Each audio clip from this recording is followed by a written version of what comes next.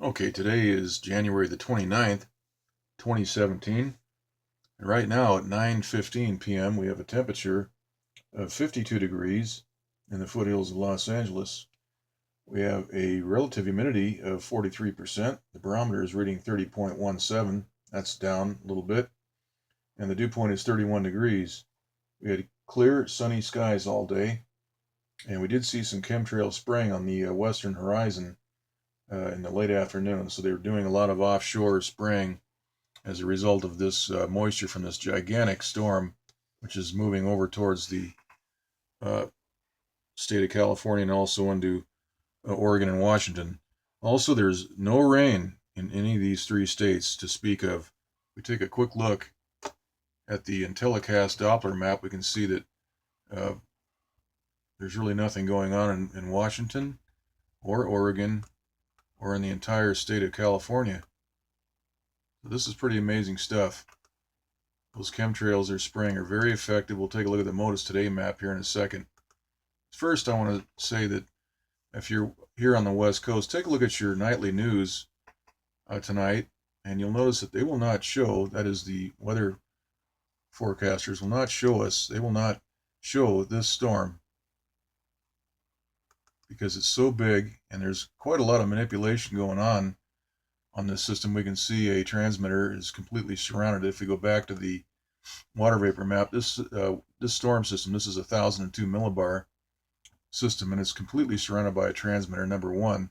Also, we have a secondary transmitter here creating some manipulation on the frontal system. We see a sort of a right angle and a 45-degree angle forming. If we take a close look at this, we can see what's actually happening. While this is separated, they're separating the frontal system right here, and that will split away. There's a lot of high pressure right here. That's pulling that moisture away. It's flowing right into the United States. This is all being heavily sprayed. If we take a look at the MODIS Today map right now, we can see the very, very, very heavy chemtrail aerosol spraying. And of course, when there's a lot of heavy spraying, we see typically they white out a lot of the maps, so we can't see some of those trails. But we do see that the gray haze is pretty much all over. The feathering is here. That's a very common feature when they spray. This is probably 2-3 hours old. This pattern here, the spray pattern. Go back up north, we can see a lot of lines, a lot of streaks right through this area. So all of this chemtrail spraying has stopped the rain in California, Oregon, and Washington. That's pretty amazing when you look at the what's going on here on the Northeast Pacific water vapor loop. We have a huge storm. This is about half the size of the United States. If you take this and superimpose it right over here, you're looking at about half the size of the U.S. right there. Take a look at this again on the western U.S. map. We can see what's actually happening. The transmitter's splitting that front away. Also, there's a secondary low pressure system right here, spinning counterclockwise, going around in a pinwheel pattern. And the jet stream is being broken up by this transmitter. There's one transmitter on top of this storm, separating it from the next storm, which is up here. Also, we've got jet stream flow, a lot of moisture. That's all being blockaded right there. And we have a lot of evaporation right through this area, and that will cut off the moisture, the water flow that's feeding right into that vortex. So they're doing a lot of things right here, and the news reports will not show this because people will see that this manipulation, this obvious manipulation. And so this is why we're getting fake news on the weather and also on many other news fronts from the corporate media news on television.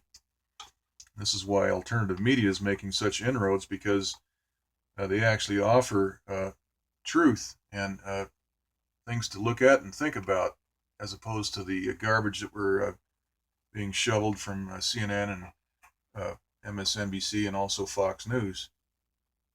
Now, once again, this is a gigantic storm. This is only 1,003 millibar low pressure, but it's so big that they won't even put this on the news.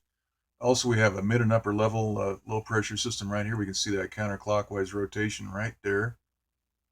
And this has a transmitter right on top of it, and that's what is preventing this low pressure system here from generating rain.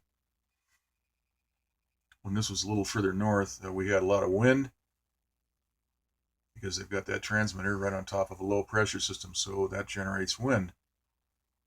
For our area, we had strong south westerly winds. We can still see the outflow here. Winds were much lighter today. Let's take a look at the rainbow map here. We can see that frontal system being split. You see that straight line, right angle, and that just cuts right through the frontal system right there, and this will move away. And of course, they're spraying the heck out of this. We'll take a look at the Modus Today map. I think we already showed that. There it is. Yeah, just tons of spraying. Okay, let's take a look at the surface analysis map.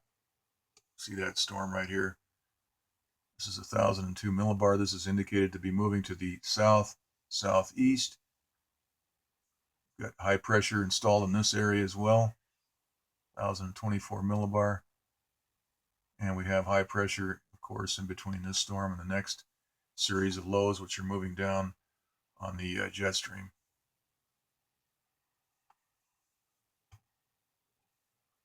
All right, let's take a look at the swell report.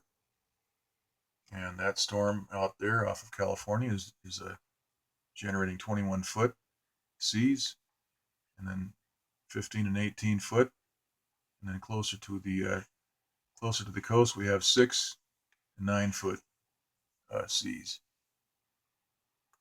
All right, let's take a look next at the SSEC water vapor map. We can see the size of that storm. Of course, if the networks put this on the news, people would start connecting the dots pretty quick when they see this kind of right angle and oblique angles on the frontal system of that storm. And also all the, look at this, look at all this chemtrail spraying. I'd like to know how many jets are in the chemtrail fleet, tanker jet fleet, spraying this stuff. Look at this, this is stuff that's all over the place.